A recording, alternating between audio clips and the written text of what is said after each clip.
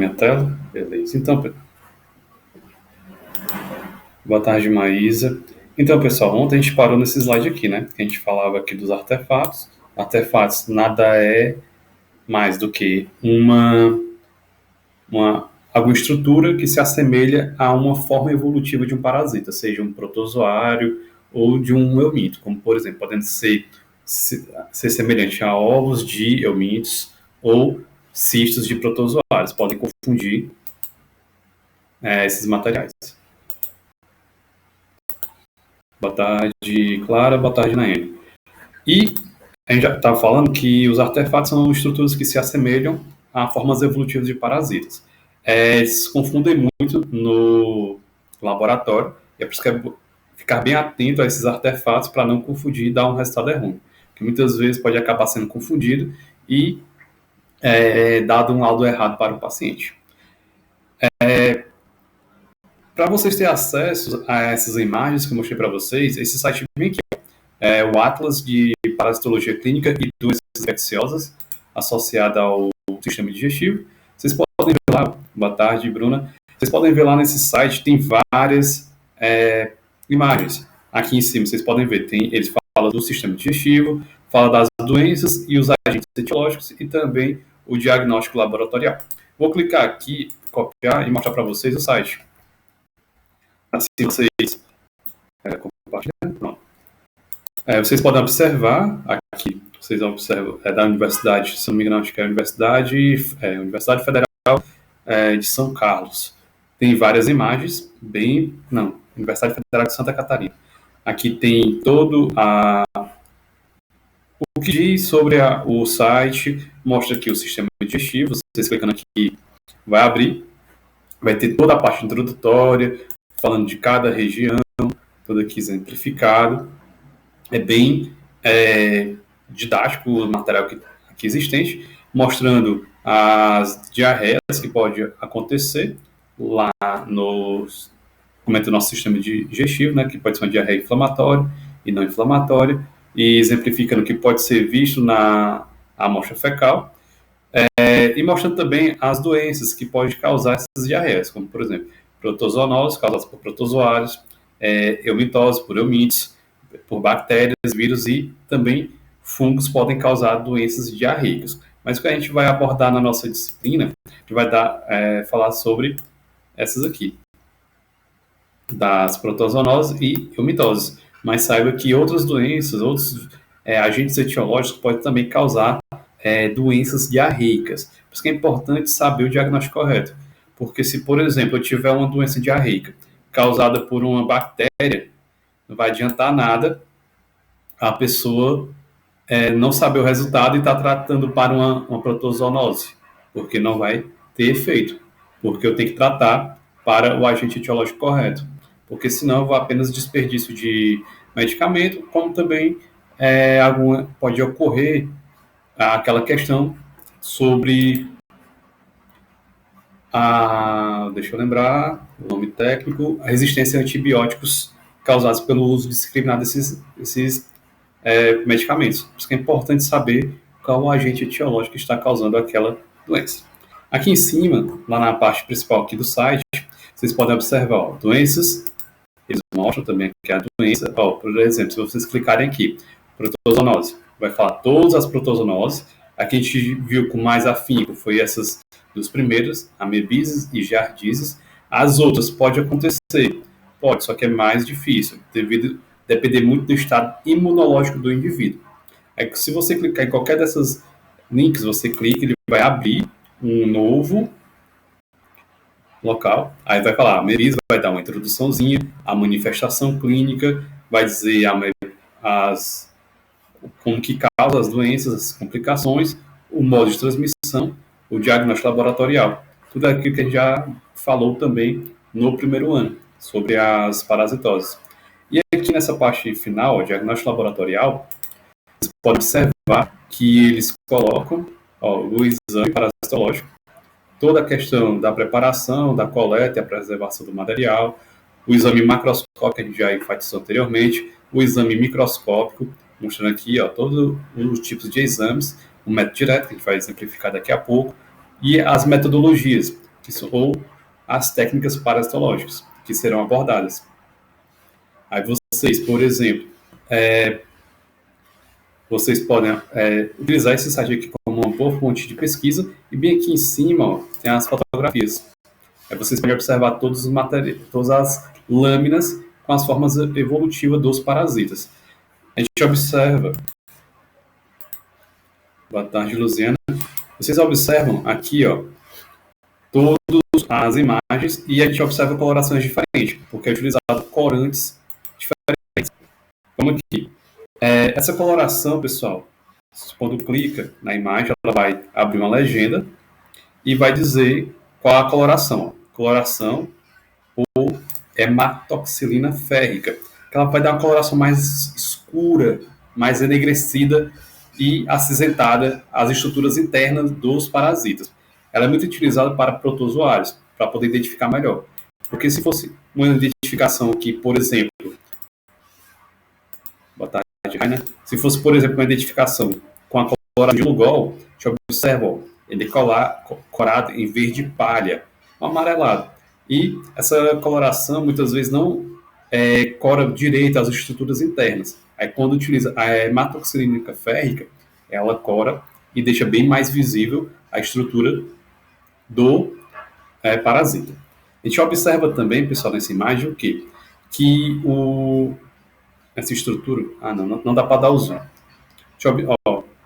Aqui também é com Lugol. Pronto. A gente observa que quando eu utilizo o Lugol, ele vai corar ó, a parte aqui do cisto, essa parte aqui da membrana dele, mais escura. Aqui o núcleo também vai ficar corado escuro com o cariocema aqui central. Se eu utilizasse na coração de... Deixa eu pegar aqui já da hematoxilina férrica, não coraria bem a parte aqui ó, da membrana do cisto, mas já evidenciaria melhor as estruturas internas aqui, ó, como por exemplo o núcleo e também esse corpo cromatóide existente dentro do cisto. Esse aqui é bem interessante, esse site é riquíssimo, tanto em imagens como também em detalhes das parasitoses. Vou mostrar aqui para vocês. Aqui tem as diferentes colorações, diferentes imagens, tanto de ovos como dos vermes, como por exemplo, eu não falei que poderia ter verme no exame macroscópico. Aqui temos um exemplo, por exemplo, a Ascaris lumbricoides. Ele pode ser eliminado nas fezes, ele pode estar naquele copinho, um potinho coletor, que é entregue no laboratório. Esse eu acho outra imagem aqui mais legalzinha, pronto. Já o Trix trichiura, ele é bem pequeno, ele chega a cerca de 3 a 4 centímetros. Também a gente pode observar no exame macroscópico. Eu quero que vocês me digam, se vocês lembram, pela imagem, quem desses aqui é o macho e quem é a fêmea? Vocês conseguiriam me dizer a diferença entre eles? Saber quem é o macho e quem é a fêmea dos indivíduos? Sinai, depois eu mando a aula lá no grupo e também fica lá no Classroom, a aula gravada. Vocês lembram, pessoal? Quem é o macho e quem é a fêmea aí?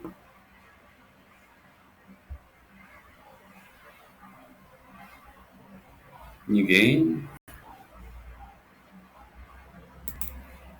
Então vamos lá. O macho, ele é esse aqui, ó. Por que é esse aqui que é o macho? Porque ele tem, ó, a sua cauda dobrada ventralmente. Certo? Ele tem essa cauda dobrada ventralmente. A fêmea já não possui essa dobra na parte da cauda. Isso é uma forma também da gente diferenciar entre o macho e a fêmea. Então, voltando aqui para nosso slide, a gente vai falar um pouco aqui, pessoal, do exame direto a fresco. Esse exame direto a fresco, ele é mais utilizado quando a amostra fecal ela está com aquela consistência da pastosa, semiformada ou líquida, para poder fazer, então, a observação de trofozoíto de protozoário. Por que disso? Porque eu vou observar os trofozoítos. É porque nessas amostras que possuem, então, essa consistência, eu tenho a maior probabilidade de encontrar trofozoítos. Com isso, eu vou observar nesse exame direto a fresco, ele não vai ser utilizado corante. Porque quando eu utilizo o Lugol, ele acaba matando o parasita. Aí, no caso, ele não é utilizado o Lugol. É apenas pega um pouco do material que foi levado ao laboratório, coloca esse material na lâmina, depois eu vou colocar a lamínula e observar a motilidade dele. Eu posso utilizar, nesse caso, também um exame direto para poder observar a motilidade, para saber se realmente existe um trofozoito ali. E quando eu quero fazer a distinção a quem pertence esse trofozoito, aí sim eu tenho que fazer a coloração. Porque se eu não fizer a coloração, eu não consigo distinguir. Porque os protozoários, as suas formas evolutivas, são transparentes. Para você identificar aquelas estruturas internas, é necessário que faça uma coloração. A amostra fecal que chega, ela pode ser, então, esses fregados pode ser feita de amostras frescas e não fixadas, que são amostras que não chegaram com preservantes.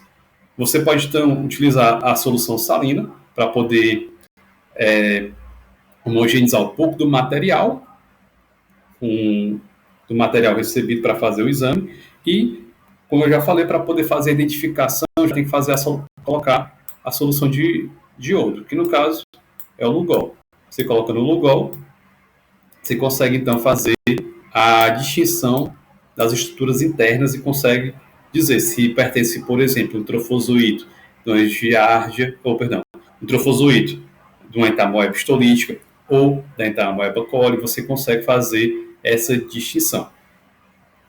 E também uma coisa interessante é o quê? Que ele tem pontos positivos e pontos negativos, como tudo na vida.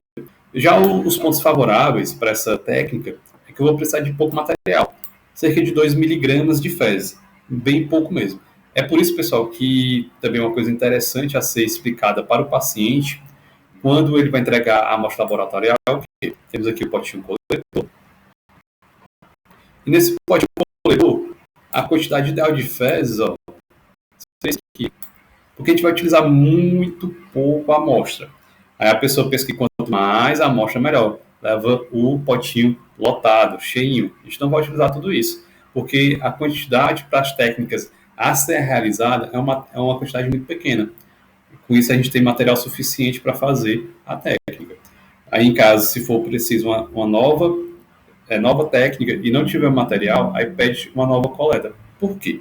Porque tem vezes que o paciente chega ao laboratório, ele chega por demanda espontânea, que ele vai por vontade própria, ou quando ele chega para o médico e explica que está com aquela situação clínica. O que o médico pede? Pede o EPF, que é o exame parasitológico de fezes.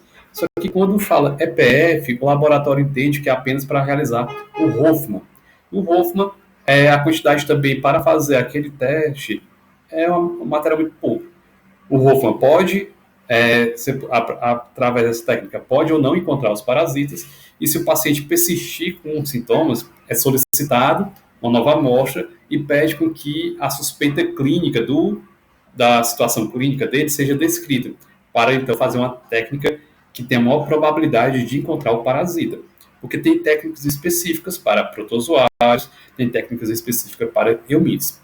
Por exemplo, a técnica de Faust, ou metodologia de Faust, ela é utilizada para encontrar protozoários e também alguns ovos de eumites. Mas, por exemplo, se eu quero encontrar larvas do Strongyloides estercoralis, eu não vou utilizar o Faust, porque eu não vou encontrar. Eu tenho que utilizar uma técnica específica para tal, que é a metodologia do Berman, Moraes ou Rugai. Aí sim eu vou encontrar. Por isso que é importante também ter na descrição, na requisiçãozinha, que é entregue ao laboratório, a suspeita clínica, e, consequentemente, o laboratório vai realizar o melhor teste para encontrar o parasito que está causando aquela situação clínica do paciente. E um ponto desfavorável, pessoal, dessa técnica aqui é o quê? É que a carga parasitária, por ser baixa, ou seja, eu tenho pouco protozoário naquela amostra, ou ovos muito baixos, porque vai estar diluída, eu não vou conseguir encontrar. Aí, com isso, eu parto, então, para as técnicas parasitológicas. Essas técnicas parasitológicas, elas vão me permitir que eu concentre essas formas evolutivas e tenha a maior chance de encontrar o parasita. Essas técnicas parasitológicas, pessoal, elas permitem essa concentração e, consequentemente, maior chance de encontrar essas formas evolutivas.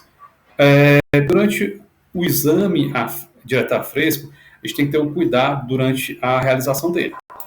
Primeiro, o que a gente vai fazer? Vocês vão, quando preparar a amostra, vocês vão utilizar a objetiva de 10 vezes com baixa intensidade para observação. Porque você vai fazer uma corrida, que a gente fala. Vai estar observando aqui o microscópio e vai fazer essa corrida, levando a lâmina para um lado e para o outro, para observar alguma forma evolutiva de um parasita. E quando você identifica, aí sim você vai utilizar a objetiva de 40. Na objetiva de 40 você vai conseguir ver de uma melhor forma as estruturas, vai dar uma ampliação melhor e, consequentemente, você consegue visualizar e distinguir entre os protozoários ou os ovos de oomycetes que possam estar ali dentro naquela amostra. Mas os ovos de oomycetes são bem característicos da sua visualização. É mais difícil a visualização dos protozoários, porque eles são, as suas formas evolutivas, no caso os cistos, são muito pequenos. Eu gostaria de saber se vocês lembram onde é a objetiva aqui nesse microscópio. A objetiva é aqui ou é aqui, nessa parte? É na de cima ou na de baixo? As objetivas.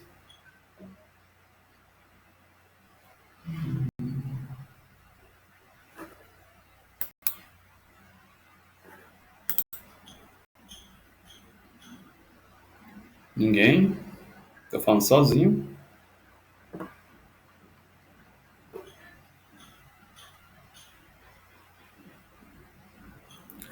Pelo jeito, sim.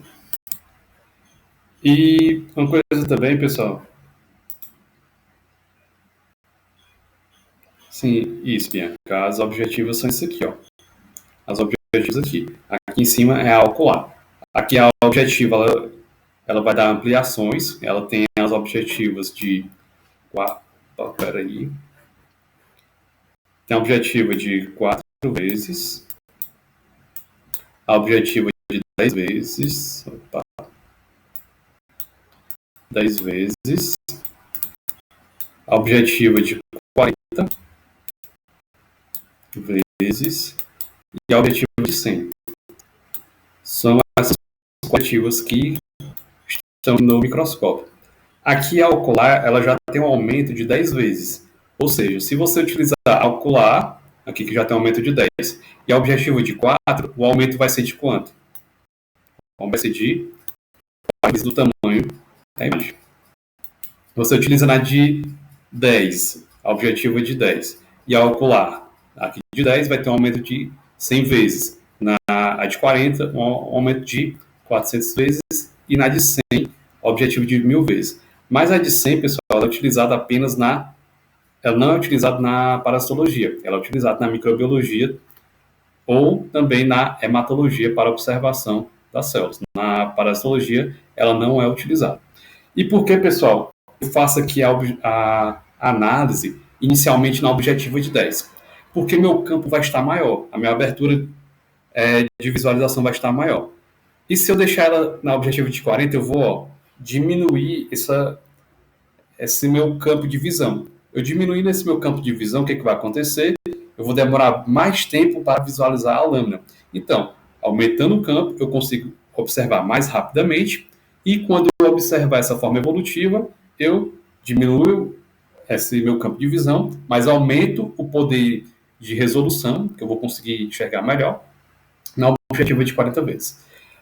No caso aqui, no exame a fresco, eu não posso utilizar amostras que chegaram preservadas, porque esse conservante ele é tóxico e não pode ser utilizado para esse tipo de exame. Eu já parto para a metodologia de diagnóstico, ou utilizar uma método de Hoffman, ou metodologia mais específica. Eu posso também utilizar colorações temporárias para identificação dos protozoários, como eu já falei. os protozoários são incolores, eu não consigo identificar, e no caso aqui de ovos e larvas de hominídeos, a coloração temporária ela não é obrigatória, porque eles já têm coloração, mas é utilizada essa coloração. Por quê? Porque dificilmente eu vou saber que aquela amostra vai ter somente eumito. Aí por isso que eu já faço a coloração, que eu vou tentar observar se tem corantes para corantes, se vai ter o protozoário ou se vai ter os eumídeos. A coloração ela não vai impregnar as estruturas dos ovos, porque os ovos já têm uma coloração em específico, mas vai corar toda a estrutura ali que existe na lâmina. E com isso a gente finaliza essa outra parte aqui da nossa aula. Na próxima semana daremos continuidade sobre esse assunto do exame microscópico e qualquer dúvida eu estou à disposição.